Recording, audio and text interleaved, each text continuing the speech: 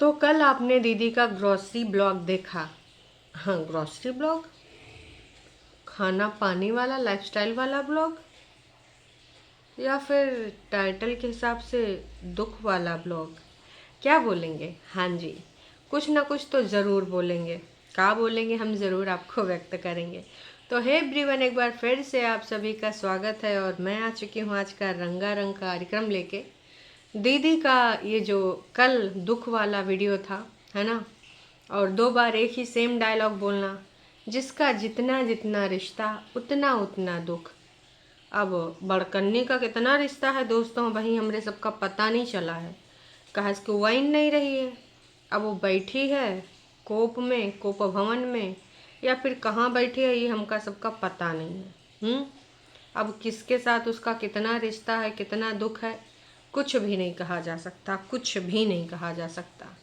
इस प्रकार की चीज़ें वो जब आएगी तो क्या, जैसे बहन ने ग्रॉसरी ब्लॉग, खाने पीने ब्लॉग, लाइफस्टाइल ब्लॉग के साथ 2 लाइनें ऐड ऑन कर दी, वैसे वो भी कर देगी। क्या उसने भी उस दिन वीडियो बनाया है जैसे प्रेतिन ने बनाया है? जिस दिन वो मिल के आई हॉस्पिटल से उस दिन भी बनाई, फिर कपड़ा लत्ता चेंज करी, फिर भाई दूसरे दिन का बनाई, फिर तीसरे दिन का लेके आई। तो तीसरे दिन जो इनका आना हुआ है, लेकिन वीडियोग्राफी एक दिन भी बंद नहीं हुई। इसी लोगों को रोष आया कि बहनी हो ये का, तो मतलब उस दिन तो भाई जो दूर दूर तक के इनका सबसे कोई लेना देना नहीं, इनके बारे में कोई बात नहीं किया 2 दिन तक, है ना। उसके बावजूद ये लोग देखो भाई, उस दिन भी हेलो गाइस, अब क्या ही बोले, कुछ मन ही नहीं कर रहा है, पर काम तो करना पड़ेगा ना। अरे भैया, काम तो करना पड़ेगा ना, क्योंकि आप लोग तो जानते हो मैं सिंगल मम्मी हूँ। मैं कैसे प्रीमियम डायपर, आई होप अब डायपर ना ही लाती हूँ। आई होप अब वो बच्चा बोलता है इतना स्पष्ट। अभी 5 साल का हो जाएगा, मई मंथ में 6 का चालू हो जाएगा, 5 ईयर कंप्लीट करने के बाद। तो आई थिंक अब प्रीमियम डायपर जो है इनके वो आना बंद हो गए हों, होपफुल्ली। क्योंकि अभी कुछ दिनों पहले, कुछ महीनों पहले जब ये शिमले गई थी, जून उन के आसपास, है ना, जब ये इनका होम, कौन सा भाई, अरे जो भी लीज वाला होम लिया गया है, रेंटेड अपार्टमेंट या लीज वाला होम 2 साल के लिए, कहने में तो यही आ रहा है। तो भाई वहाँ पर प्रेतिन की बहन, इंडिपेंडेंट की बहन झुटियंका ने बताया था कि प्रेतिन ने डायपर मंगाए हैं। तो भाई उस टाइम जून उन तक तो ये डायपर पहनता था बच्चा।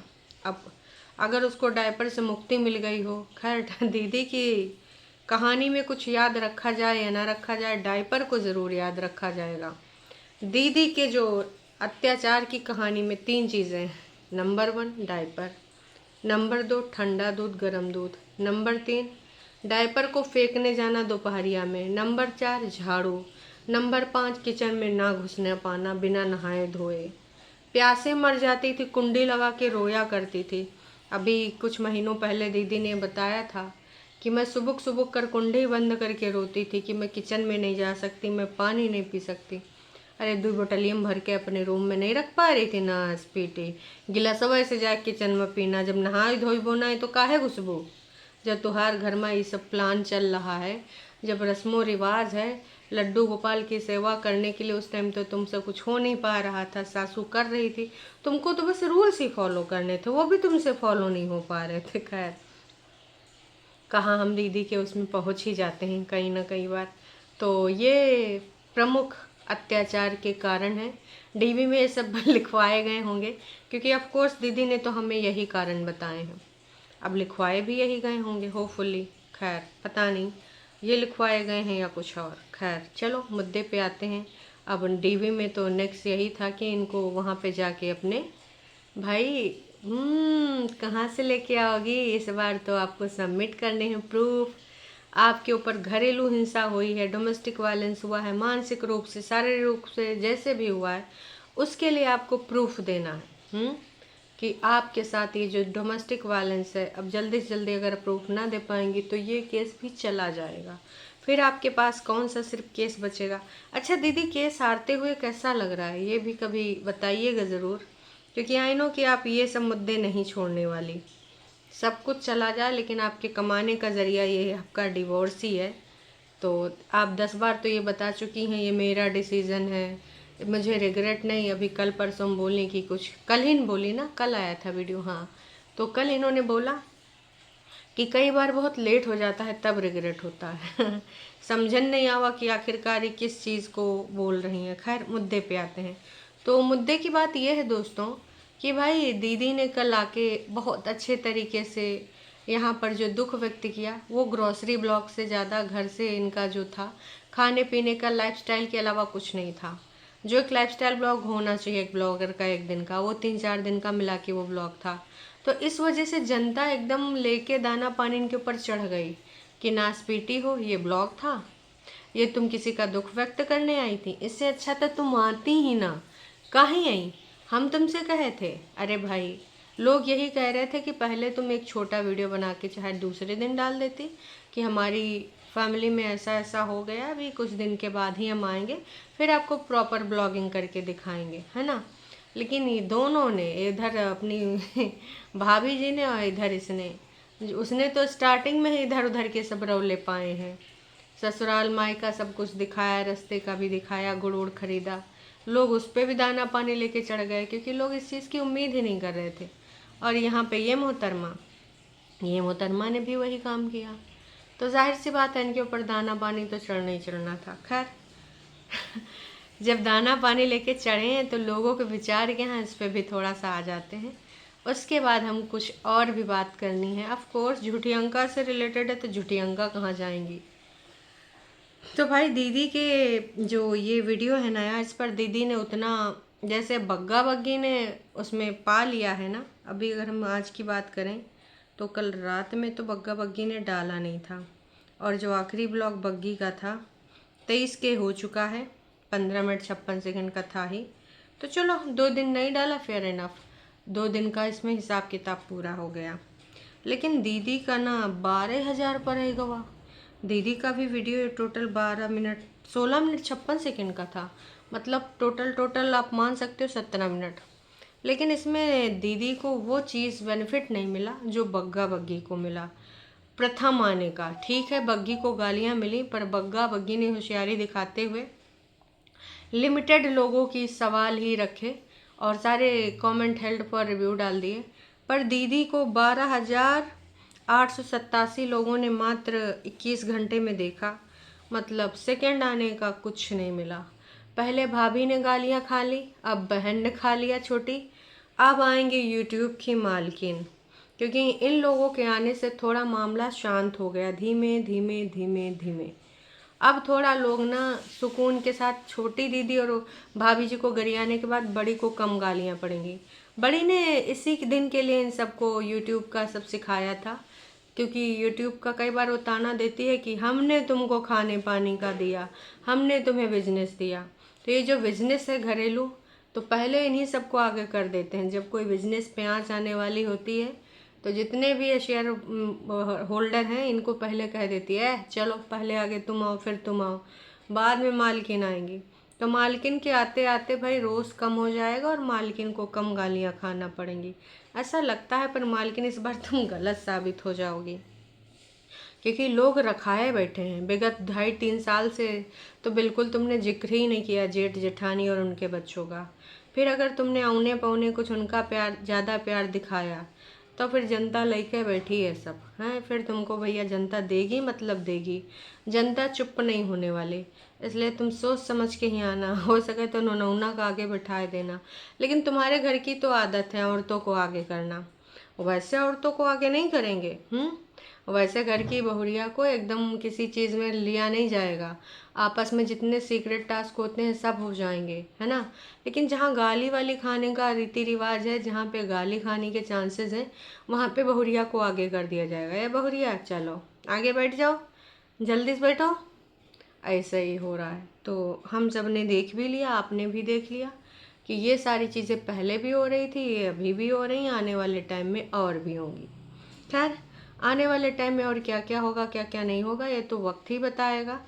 लेकिन कुछ अब विचार हैं जिन पे हम अपने विचार व्यक्त करेंगे। चलो शुरू करते हैं।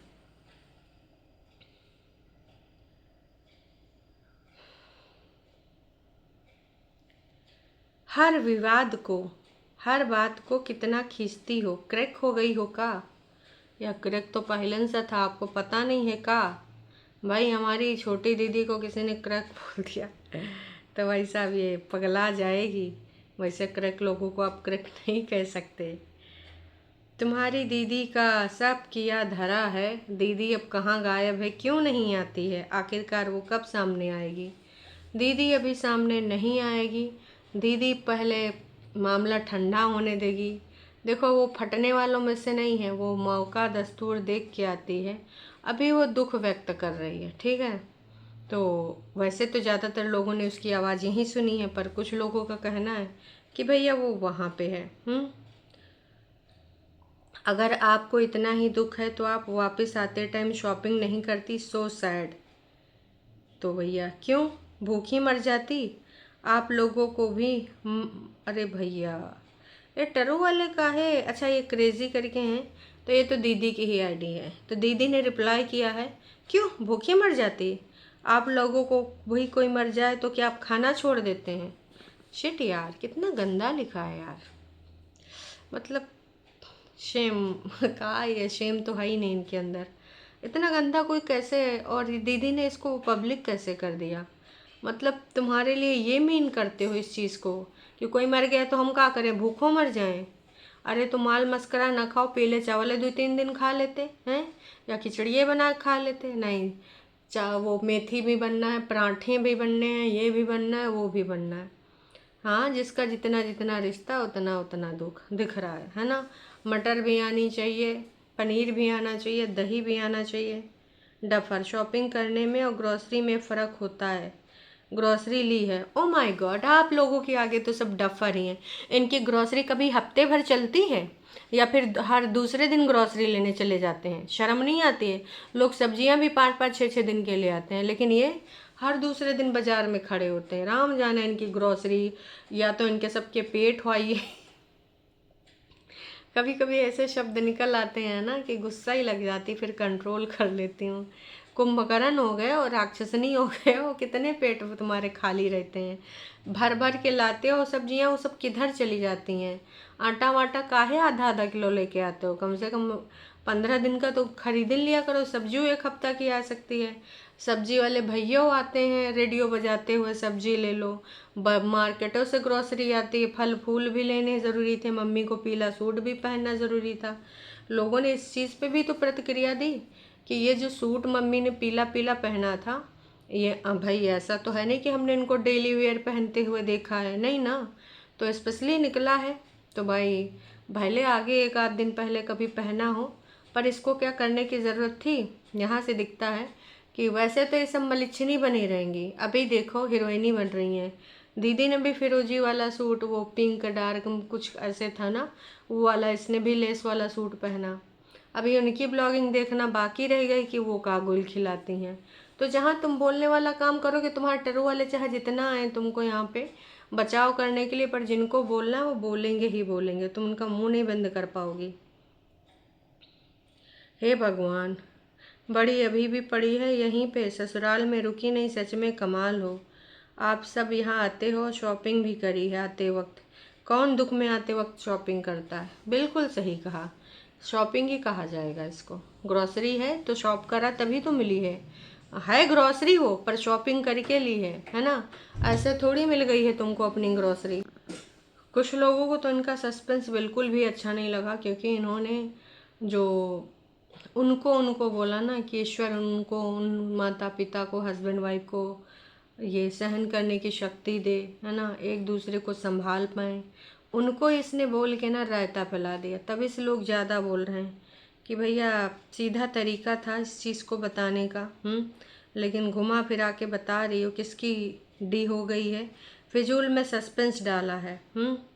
और ये व्यू लेने का तरीका है क्या? सीधे सीधे क्यों नहीं बता रही हो? सीधे सीधे बताना इनसे जा ही नहीं रहा। सीधे सीधे बता पाती तो ज़रूर बताती। इनको नाम लेना अलाउ नहीं होता है ना। किसी को विश करेंगी तो भी नाम नहीं लेंगी, किसी के दुख में अपना दुख व्यक्त करेंगी तो भी नाम नहीं लेंगी। हवाओं में पहेलियाँ बुझाएंगी, पहेली बूझ लो तो ठीक है, नहीं बूझ पा रहे तो कोई बात नहीं। पति का एक्सीडेंट हुआ था तब दुख नहीं हुआ था इसे यहाँ पे पति को काहे घुसेड़ रहे हो? पति का जिस दिन एक्सीडेंट हुआ था उसके दूसरे दिन शायद इसने वीडियो बनाया था और उसमें एक भाषण दिया था कि इसकी बहन ने भी भाषण दिया था कि मोबाइल कब यूज़ करना चाहिए, कब नहीं यूज़ करना चाहिए, और बस यही कुछ कि कैसे बचाव करना चाहिए, भाषण ही दिए थे और कुछ नहीं हुआ था। दुख उख तो नहीं हुआ था, और काहे का दुख। इनकी फिर किसी ने नीचे कमेंट में लिखा है कि इनकी जो सिस्टर हैं उनके जेठ के लड़के का एक्सीडेंट हुआ है और डी हो गया है, जवान बेटा था। साफ साफ देखो, एक लाइन में इसने सब कुछ लिख दिया। लेकिन इस औरत ने या फिर दूसरी भाभी ने भी रिश्तेदार, हमारे रिश्तेदार कह के लोग सारा रिश्तेदार सोच डालिन होगा कि इनके यहाँ फलाने के यहाँ, ढिमकाने के यहाँ, अच्छा इस रिश्तेदार से तो इनकी बनती है, वहाँ नहीं बनती है, फलाने ढिमकाने, न जाने उनके तीर कहाँ कहाँ चले होंगे। क्योंकि भैया रिश्ता तो इन लोगों ने बताया नहीं। अब ऐसी कौन सी इनकी मजबूरी है जहाँ पे ये रिश्ता नहीं बता पा रहे हैं। राम जाने क्या सच है भाई, पता नहीं। क्योंकि ये नाम का जिक्र क्यों नहीं कर पा रही है, ये चीज़ तो अभी भी मुझे नहीं पता आ रहा है ना। हाँ, मैं आपको कमेंट कर रही हूँ, डोंट माइंड, मैं आपकी हेटर नहीं हूँ, बस दोनों को देखती हूँ मैं शुरू से ही। प्रेतिन, तुम्हारा ईगो की वजह से झगड़ा हुआ है, जिद की वजह से तुम्हारा कैसे क्या हो गया है। प्लीज़ आप अपना ध्यान रखो, मुझे दुख होता है। लो भाई साहब, तुम इतना बोल दी हो, तुम हेटर ही कहलाओगी। तुम सपोर्टर हो ही नहीं सकती हो, क्योंकि तुमने ऐसी बातें कैसे बोली कि तुम्हारी वजह से आज तक वो दूसरों की गलतियां गिनाती आई है और तुम बोल रही हो कि तुम्हारी वजह से। ऐसे थोड़ी ना होता है। खैर, घर की बड़ी बहुरिया के घर में इतनी सारी चीज़ें हो गई, छोटी बहुरिया यहाँ पे बैठी है, अपना क्या नाटक लेके आएगी। दोस्तों, आपको क्या लगता है, एंजाइटी लेके आएगी या और कुछ? यहीं पर किसी ने लिखा है, प्लीज़ प्रेतिन एक बार सिड को अंकुश से मिलवाया करो। प्रेतिन, वो अंकुश का बेटा है, प्लीज़ तुम दोनों के बीच में चाहे जो समस्या हो, दर्द होता है जब कुछ ऐसा सुनो, उसको भी हक है अपने बेटे से मिलने का। ठीक है, अगर तुम दोनों को एक नहीं होना, एटलीस्ट उसके बच्चे से तो उसको मिलने दो। आपस में नहीं बनती है, तमाम लोगों की नहीं बनती है। प्लीज़ इस चीज़ का ध्यान दो, हो सके तो उसको ज़रूर से ज़रूर मिलवाओ। बस यही नहीं करना है इसे, बच्चे को उसके पापा से दूर रखना है। तो तमाम लोगों ने तमाम तरह के इसमें, पहले प्रेतिन से मिले अंकुश, पहले प्रेतिन आई थी उसकी ज़िंदगी में, फिर सिड आया था। ओहो, अमन भारद्वाज जी, बिन पेंदे का लूटा, आज आप ये बोलने आ गई। प्रेतिन से मिलवाओ अंकुश को। हम प्रे करेंगे एक फिर से हो जाएं। तुम्हारी प्रे में अब कुछ नहीं हो सकता, क्योंकि दीदी ने नो रिग्रेट और बोल दिया है कि हाँ डिवोर्स होना है तो होना है। हाँ, अगर इतना बेटा है तो मेंटेनेंस क्यों दे रहा है, क्यों नहीं बेटे को माँ के समेत ले जा रहा है। आ गए सपोर्टर्स, आ गए, तुम्हारे सबका इंतज़ार रहता है। खैर, अभी तो हम छोटी दीदी और जीजा जी, कागजी जीजा जी के बारे में बात ही नहीं कर रहे हैं। अभी बात हो रही है यहाँ पे मिस्टर इंडिया बुद्धिजीवी, क्या एक भाई, क्या एक बेटे का फ़र्ज निभा रहे हैं? क्या उनकी बीवी एक बहुरिया का फ़र्ज निभा रही है? नहीं, वो कहाँ बैठी है? अपने मायके में। क्यों? क्योंकि वो इंडिपेंडेंट है, उसको सेपरेट रूम चाहिए होंगे जो कि नहीं मिल पा रहे हैं।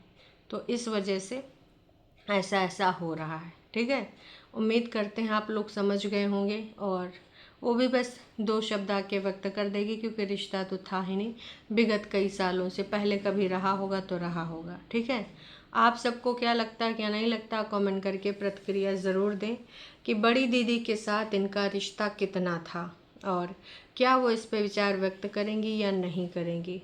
क्या वो ओवर एक्टिंग करेंगी या सूझबूझ और बुद्धिजीवी के हिसाब से काम करेंगी। कुछ ना कुछ तो लेके आएंगी, आज नहीं तो कल, या फिर 5 दिन बाद, 10 दिन बाद। चलिए जी, अभी के लिए इतना ही, टाटा बाय बाय।